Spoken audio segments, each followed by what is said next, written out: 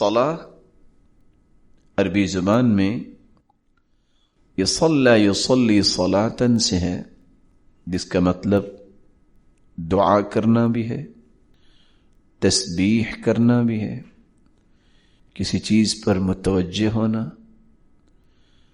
رحمت کو بھی عربی زبان میں صلاح کہتے ہیں، اور برکت کو بھی عربی زبان میں صلاح کہتے ہیں، اور نماز پڑھنا بھی اس کا ترجمہ کیا جاتا ہے۔ لفظ صلاۃ کے بنیادی طور پر 4 معنی ہیں۔ اگر لفظ صلاۃ کے ساتھ اللہ رب العزت کا تذکرہ ہو، صلی اللہ، اس کا مطلب یہ نہیں ہے کہ اللہ نے نماز پڑھی، اس کا مطلب یہ ہوتا ہے کہ اللہ رب العزت نے رحمت نازل فرمائی۔ اور جب یہ لفظ بولا جائے صلت الملائکہ، فرشتوں نے صلاۃ پڑھی، اس کا مطلب یہ نہیں ہے کہ درود پڑھا یا رحمت نازل کی، اس کا مطلب ہے فرشتوں نے بخشش کی دعا کی۔ تیسرا معنی صلت الطیور، جب لفظ صلاۃ کے ساتھ پرندوں کا، جانوروں کا، جمادات کا تذکرہ آئے تو اس صلاۃ کا معنی نہ تو درود ہوتا ہے، نہ بخشش کی دعا ہوتی ہے، اور نہ ہی اللہ کی رحمت ہوتی ہے۔ اس سے مراد یہ ہوتی ہے کہ انہوں نے اللہ کی تسبیح بیان کی۔ چوتھا معنی صلی الرجل صلاۃً،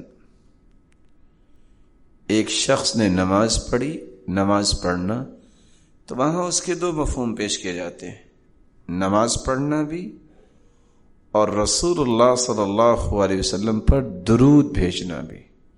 صلی اللہ علیہ وسلم، جب ہم یہ کلمات بولتے ہیں تو اس سے مراد بھی اللہ کے رسول صلی اللہ علیہ وسلم کی توصیف اور تعریف اور اللہ سے گزارش کرنا ہے، درود پڑھنا ہے، اللہ سے التجا کرنا ہے کہ وہ اپنے محبوب پہ رحمت کی برکھا برسائے۔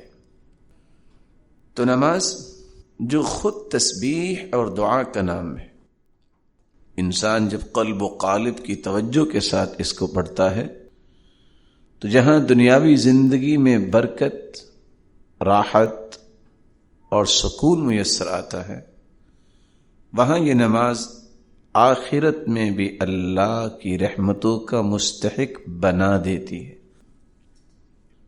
اس لیے رسول اللہ صلی اللہ علیہ وسلم نے نماز کی اہمیت کو بیان کرتے ہوئے فرمایا، رأس الامر الاسلام وعمودہ الصلاۃ،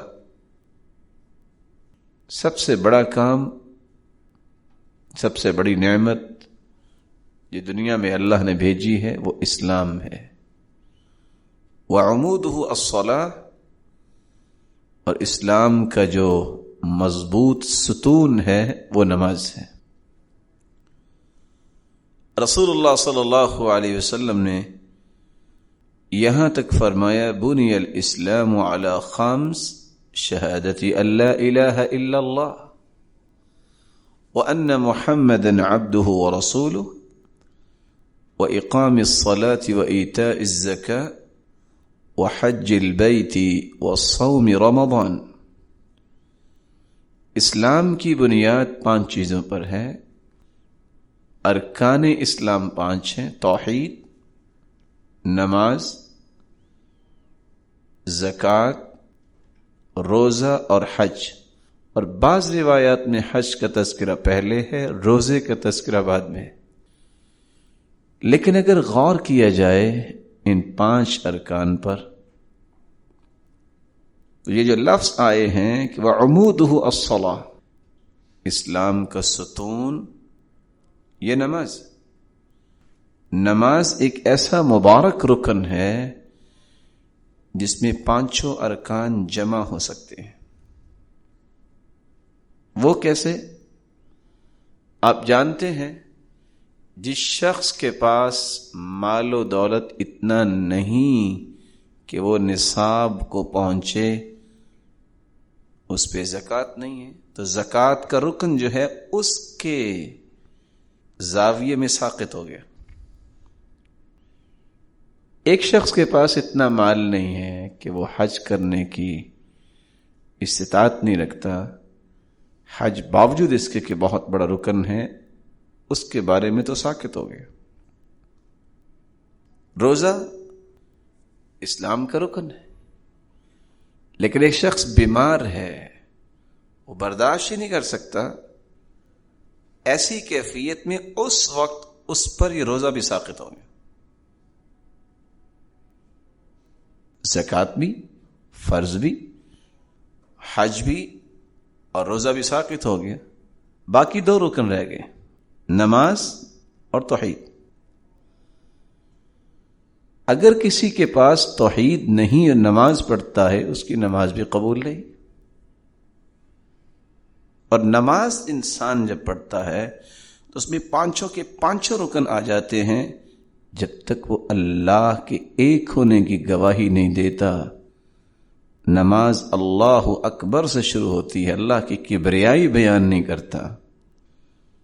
یہ توحید ربوبیت، اور پھر سورۃ الفاتحہ میں توحید اسماء و صفات بھی آ گئی، توحید الوہیت بھی آ گئی، ایاک نعبد و ایاک نستعین کی صورت میں، اور توحید ربوبیت بھی آ گئی مالک یوم الدین۔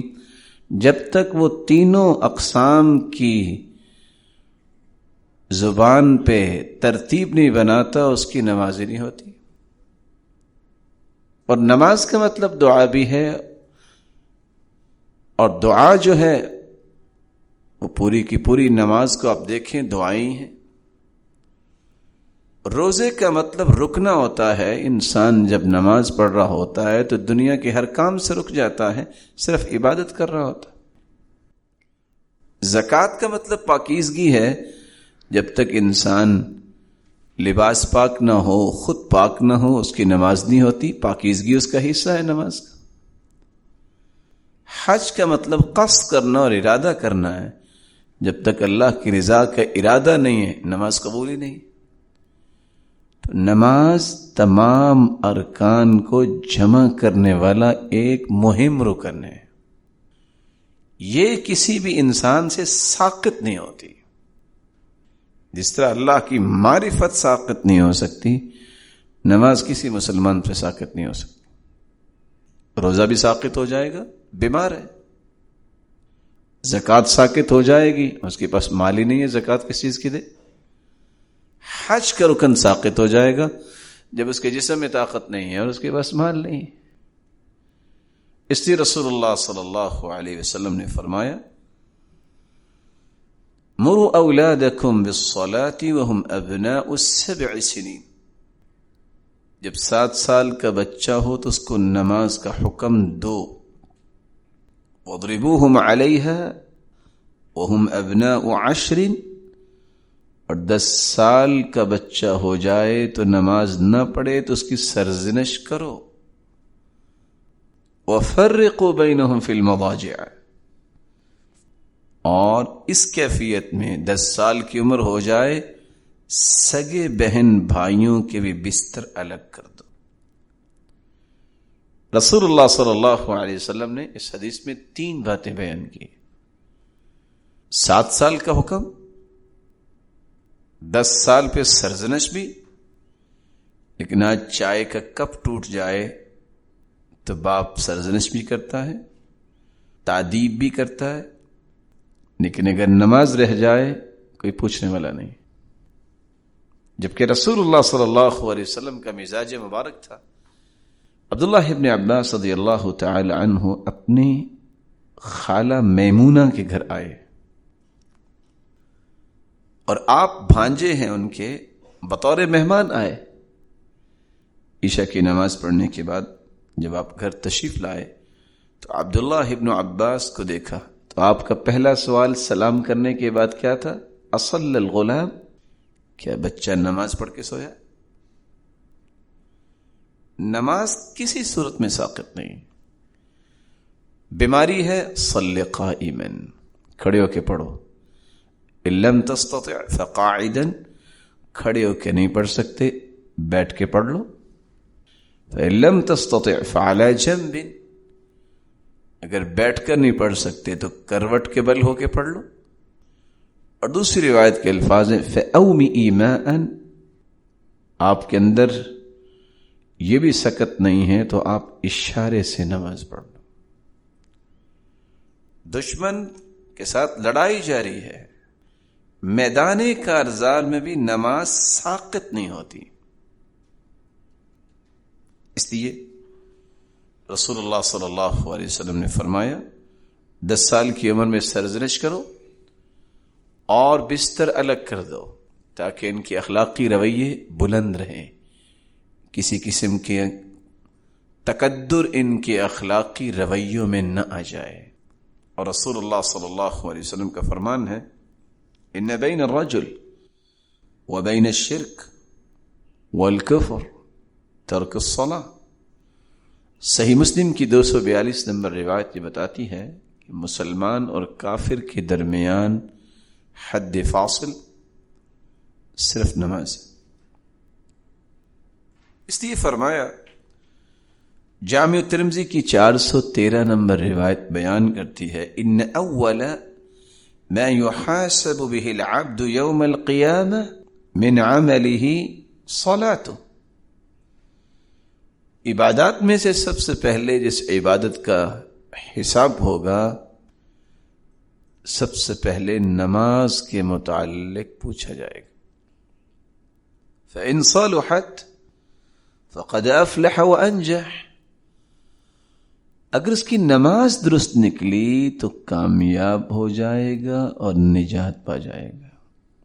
وإن فسدت فقد خاب وخسر، اور اگر نماز فاسد نکلی فقد خاب وخسر، یہ شخص پھر خواب و خسران ہوگا، نقصان اٹھائے گا، اور ایسا نقصان کہ جو پورا نہیں ہو سکے گا. رسول اللہ صلی اللہ علیہ وسلم نے اس کی ایک مثال پیش کی. ارائیتم لو ان نهرا بباب احدكم يغتسل منه كل يوم 5 مرات هل يبقى من درنه شيء؟ جس شخص کے گھر کے سامنے نہر جاری ہو 5 مرتبہ اس پہ غسل کرے، کیا اس کے جسم پہ کوئی میل کچیل باقی رہے گی؟ صحیح بخاری کی 528 نمبر اور صحیح مسلم کی 1520 نمبر یہ روایت بقیہ تفصیلات کو بیان کرتی ہے کہ صحابہ نے کہا کیسے ایسے ہو سکتا ہے 5 مرتبہ غسل اور پھر بھی جسم پہ کوئی میل کچیل کو علائشیں رہ جائیں؟ قال فذلك مثل الصلوات الخمس يمحو الله بهن الخطايا. اسی طرح 5 نمازیں ہیں، ان کو وقت پہ پڑھنے سے انسان کے جسم پہ کوئی گناہ بھی باقی نہیں رہتا. رسول اللہ صلی اللہ علیہ وسلم نے اس لیے فرمایا 5 صلوات كتبهن الله على العباد، 5 نمازیں اللہ تعالیٰ نے بندوں پہ فرض کیے ہیں. فمن جاء بهن لم يضيع منهن شيئا، جو ان 5 نمازوں کو بر وقت ادا کرتا ہے ضائع نہیں کرتا. استخفافا بحقهن، اور نماز کے کام کو ہلکا نہیں سمجھتا. كان له عند الله عهد ان يدخله الجنة، اللہ نے یہ حق رکھا ہے کہ قیامت کے دن ایسے شخص کو جنت میں داخل فرمائیں گے. ومن لم يأت بهن فليس له عند الله عهد ان شاء عذبه وان شاء ادخله الجنة، اور جو یہ کام نہیں کرتا اس کے لیے کوئی شورٹی نہیں. اللہ چاہے تو عذاب دے دے، اللہ چاہے تو اسے معاف کر دے اور جنت دے دے، رسول اللہ صلی اللہ علیہ وسلم کا یہ فرمان استخفافا بحقہن، صحیح الجامع کی یہ روایت 3250 نمبر، نماز کو ہلکا نہ سمجھے. اس لیے عمر رضی اللہ تعالی عنہ جب گورنرز کے ساتھ، جس کو آج ہم بورڈ آف ڈائریکٹرز کا نام بھی دے دیتے ہیں، جو ان کی مجلس شورا تھی، ان کے سامنے پہلا نقطہ ایجنڈے کا یہ پیش کیا کرتے تھے، ان اہم امورکم عندی الصلاۃ، تمام کاموں سے مقدم کام میرے نزدیک نماز کا ہے. فمن حفظها وحافظ عليها فقد حفظ دینہ، جس نے اس کی حفاظت کر لی اور اس کی پابندی کر لی، وہ یہ نہ سمجھے کہ میں نے صرف نماز کی پابندی کی ہے، فقد حفظ دینہ، اس نے اپنے پورے دین کی حفاظت کر لی ہے. فمن ضيعها فهو لما سواه اضيع، اور جس نے نماز کو ضائع کر دیا وہ زندگی کے بقیہ معمولات کو زیادہ ضائع کرنے والا ہے. اس لیے سلف صالحین نماز کے بارے میں کسی قسم کی کوئی سودے بازی نہیں کرتے تھے. کسی نے بیٹی کا نکاح کرنا ہوتا تو سب سے پہلے دو باتیں دیکھتے. کسی نے اپنے بچے کو پڑھانا ہوتا کسی کے پاس تو سب سے پہلے اس کی دو باتیں دیکھتے تھے، اس کی نماز کیسی ہے اور اس کے اندر ادب و آداب کیسے ہیں. نماز نہیں، انسان میں کوئی خیر نہیں. اس لیے رسول اللہ صلی اللہ علیہ وسلم نے سچ فرما دیا، نماز حد فاصل ہے مسلمان اور کافر کے درمیان.